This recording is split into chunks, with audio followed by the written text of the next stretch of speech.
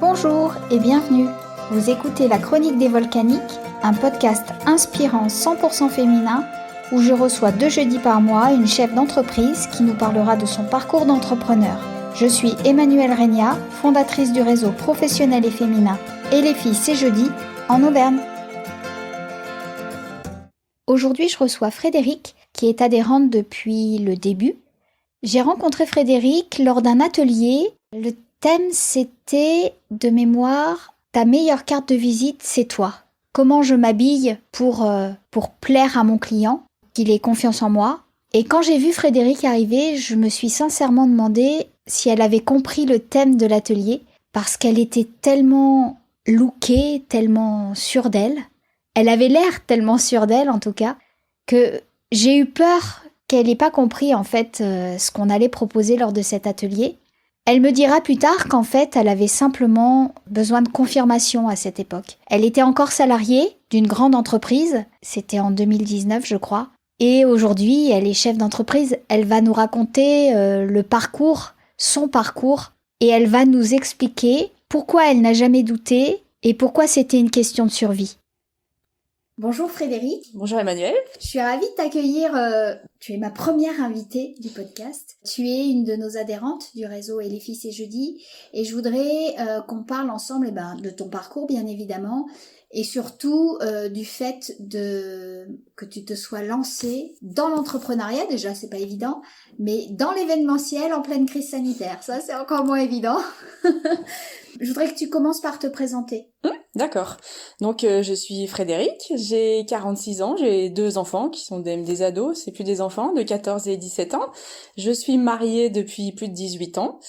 Je suis originaire de Limoges et en fait je suis arrivée en Auvergne à la suite de mon école d'ingénieur pour être embauchée dans une grande entreprise de la région où j'y suis restée pendant 20 ans. D'accord. Est-ce que tu peux nous dire ce que tu faisais dans cette grande entreprise ? Oui, donc j'ai eu plusieurs postes. Donc c'est une entreprise pharmaceutique, donc j'ai été tour à tour responsable de production, responsable du contrôle qualité, responsable projet,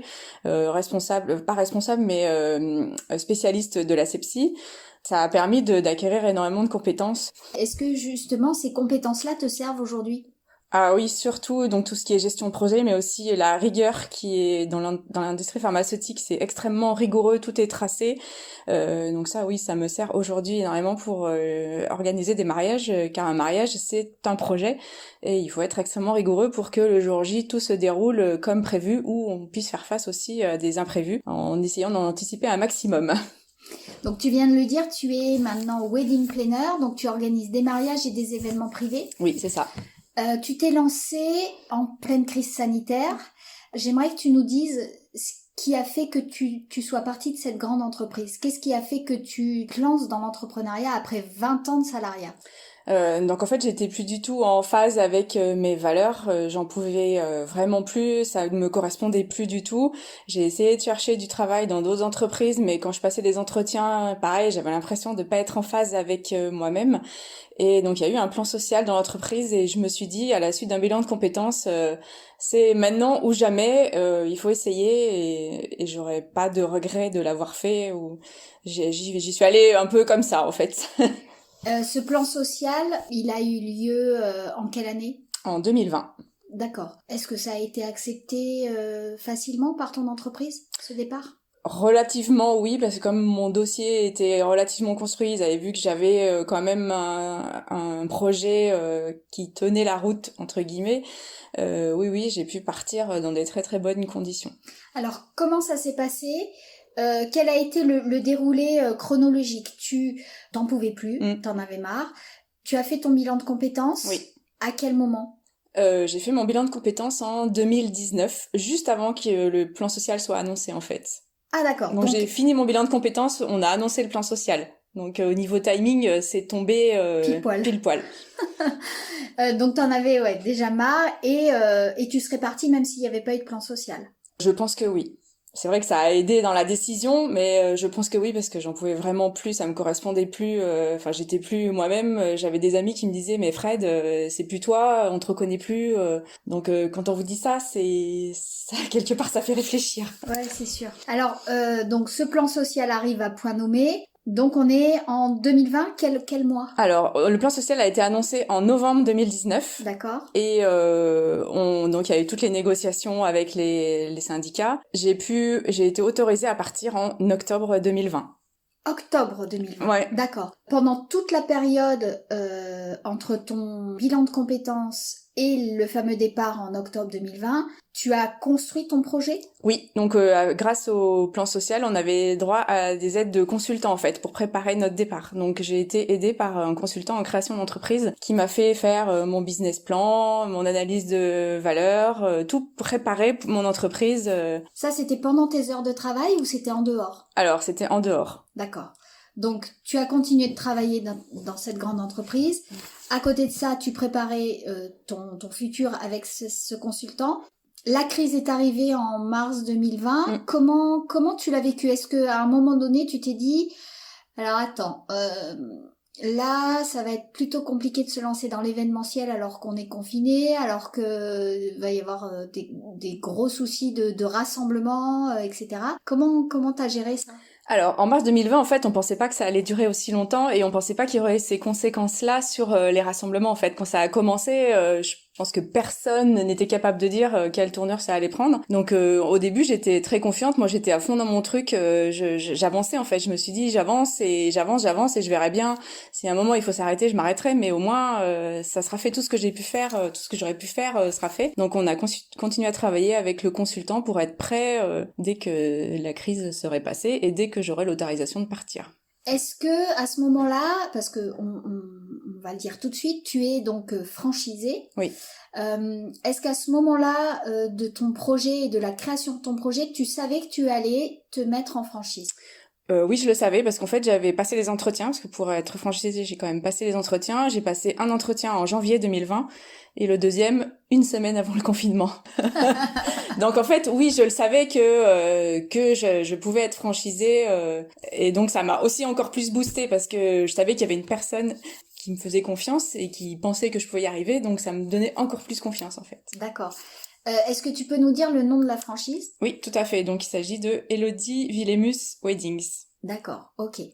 Finalement, ça t'a rassuré de t'installer en franchise? Oui, ça m'a rassurée parce qu'en plus c'est un domaine que je ne connaissais pas du tout et je me suis dit, grâce à ça, je vais connaître les codes, je vais apprendre les codes plus facilement et plus rapidement surtout, et je serai opérationnelle plus rapidement. Comment ça se passe justement le fait d'être franchisé? Donc première chose, tu passes des entretiens pour savoir si oui ou non on va te confier une franchise, puisque c'est comme une sorte de partenariat. Enfin, comment tu le vois toi? Alors en fait, j'ai le droit de porter le nom, donc ça me fait une image de marque d'entrée.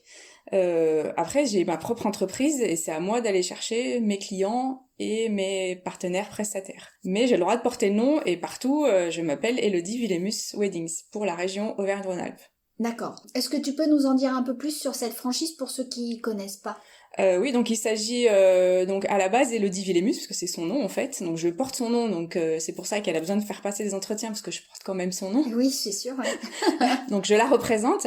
Donc à la base, elle est implantée en Provence-Alpes-Côte d'Azur, donc là où les mariages sont le plus entre guillemets courant, luxueux et haut de gamme, parce que c'est une franchise qui est quand même haut de gamme, et elle a choisi de développer et de s'étendre sur tout le territoire national et voir aussi un peu à l'étranger, comme en Suisse par exemple, ou dans les régions frontalières. D'accord. Avant le Covid, 95% de sa clientèle était des étrangers, donc c'est ce qu'on appelle Destination Wedding. Donc les étrangers viennent se marier en France, donc forcément en Provence-Alpes-Côte d'Azur, ça fait rêver tous les étrangers, encore plus que Paris d'ailleurs. Et donc après, elle veut tester dans d'autres régions, donc Auvergne-Rhône-Alpes.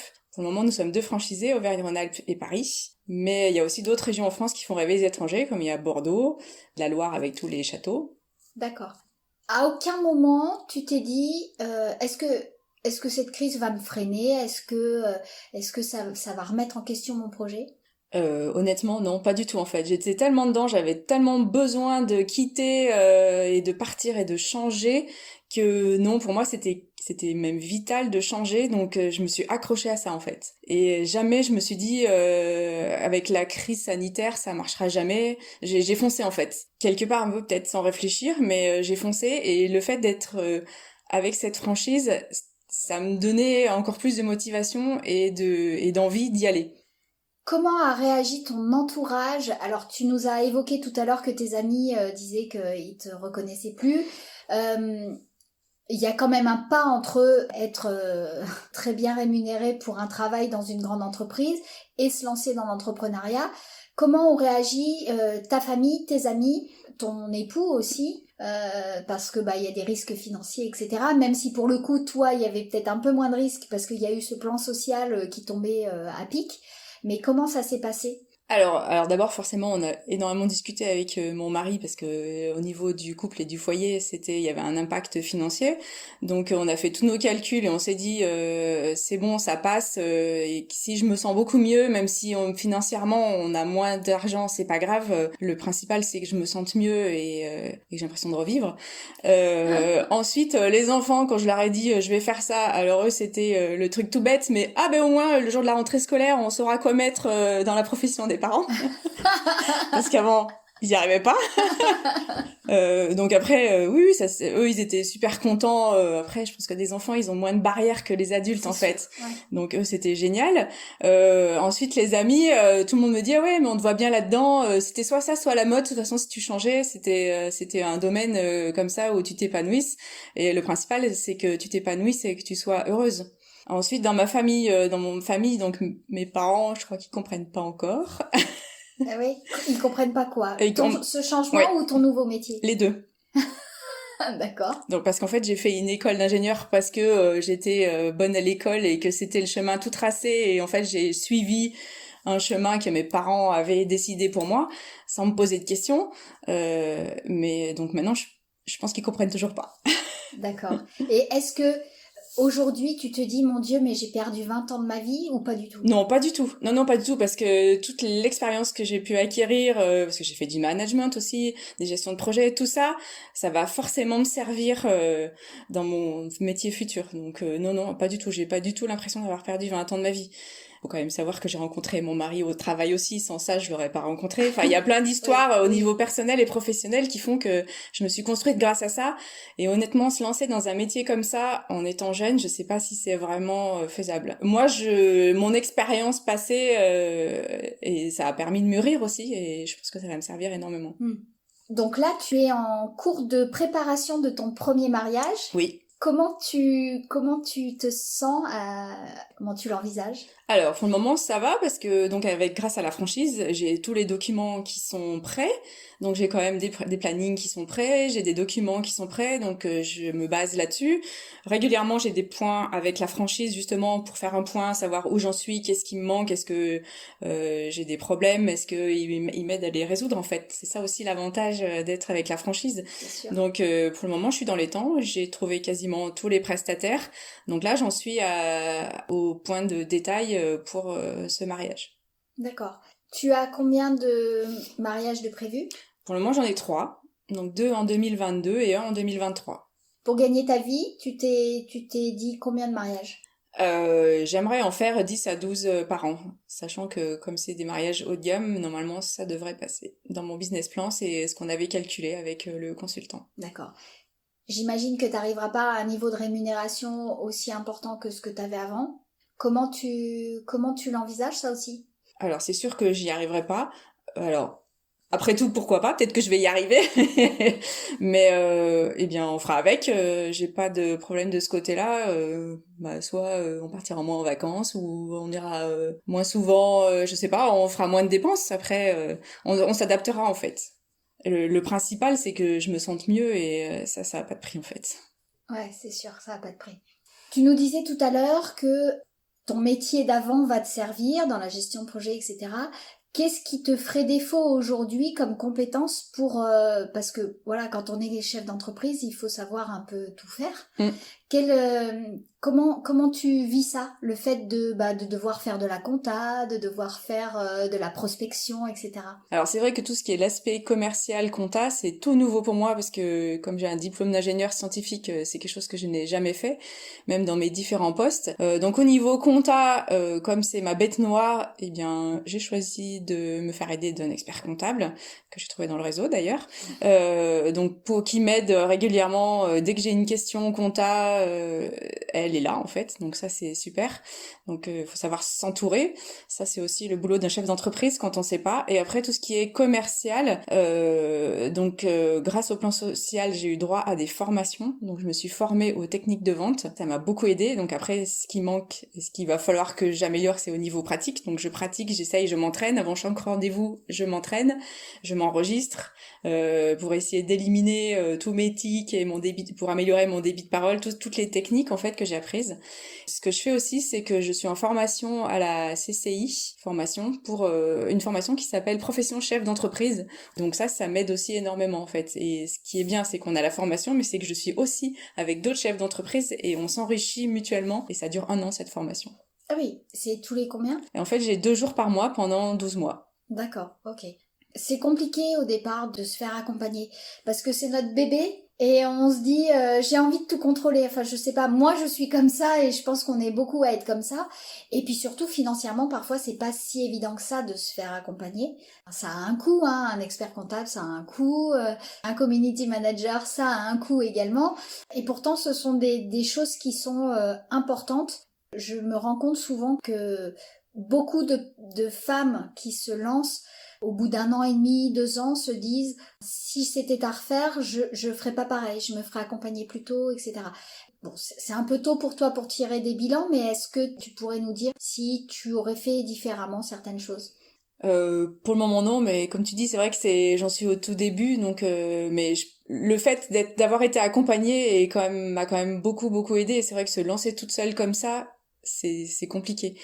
Je pense que quand on décide de se lancer, il faut pas hésiter à aller voir. Il y a plein d'organismes qui peuvent aider et c'est important d'y aller. Notamment pour le statut juridique qui dépend de chaque personne. Et après, tout découle du statut juridique. Je vois bien parce que moi, je m'étais inscrite sur un statut juridique et en fait, l'expert comptable m'a fait changer le statut juridique. Ah oui, Oui.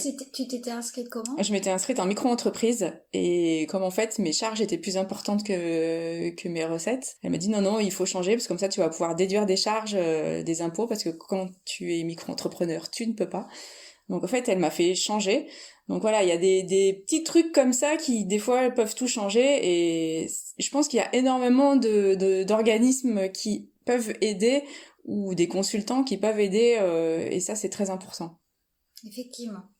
Est-ce que tu as quelque chose à dire aux femmes qui nous écoutent et qui sont soit dans le doute, soit en train de se poser des questions sur le fait de se lancer ou pas?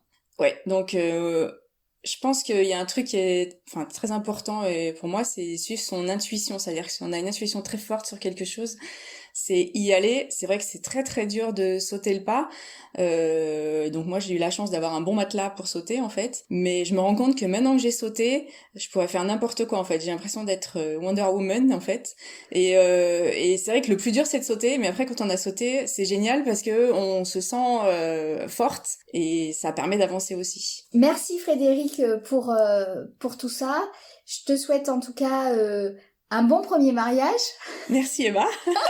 Je pense que tu vas avoir un peu la pression qui va monter au fur et à mesure, mais ça va bien se passer. Voilà. Est-ce que tu peux nous dire comment on peut te suivre sur les réseaux sociaux? Alors il y a le réseau social de la franchise qui est Elodie Villemus Weddings pour suivre toutes les aventures des franchisés de la franchise. Ces réseaux sociaux, ils sont communs à tout le monde. Oui. Donc si on veut suivre tes aventures et tes mariages, ce sera sur ce compte-là. C'est ça. Ok, parfait. Merci beaucoup Frédéric. Merci Emma. Et puis à bientôt. Ah oui, ok. Un grand merci d'avoir écouté cet épisode. J'espère qu'il aura été pour vous inspirant. N'hésitez pas à le partager à votre entourage pour encourager dans leur projet le plus de femmes possible. Pour suivre notre actualité, rendez-vous sur etlesfillescestjeudi.com et sur les réseaux sociaux du même nom. À très vite!